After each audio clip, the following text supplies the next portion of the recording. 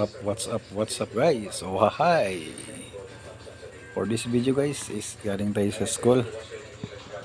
Galing tayo ng mga bata sa school. At dumaan tayo rito sa bibili tayo ng ulam natin para sa pananghalian.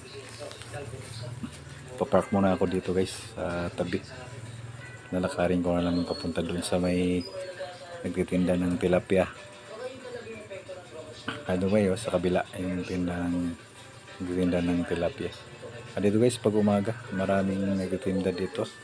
Mga gulay, mga ulam, karni. Dito isda. May mga seafoods din.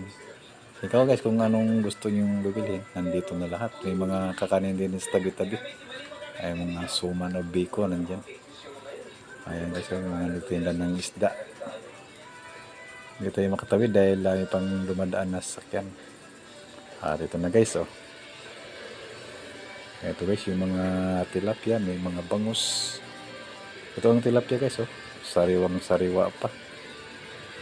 Lumulundag-lundag pa. Ito guys ay tilapia sa fish pan. Bali nalagaan nila. Araw-araw to dito guys, nagtitinda sila. Yan guys, kitang-kita nyo. Lumulokso pa. Oh, nalaglag pa yung isa guys, oh. Ayun, oh. Hirapan pa akong damputin dahil baka matinik pa ako. Yan, binalik ko dun sa guys. Nilagay ko lang sa baba, sa may timba. Baka matinik pa ko sa niya eh. Mga palikpik niya. Matulis yung mga buto niya sa palikpik. Ito guys, ay namili na tayo. Bali, piliin natin ng mga hindi masyado malaki. Ayan guys, may mga bangus. Guys, nagbayad na ako, nagkabili ako ng bali 3 piraso. Bali 86 pesos.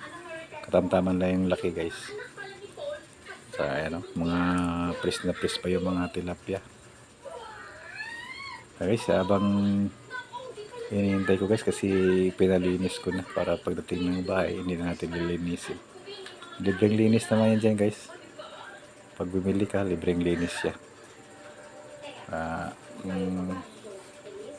Bibili ka dyan marami, pwede rin. Saka yung pang-ihaw rin guys, kapili kayo yung pang-ihaw. Okay guys, tapos na guys. Tapos na yung linis natin, yung tilapia natin. Okay guys, bye bye guys. Thank you for watching. God bless everyone.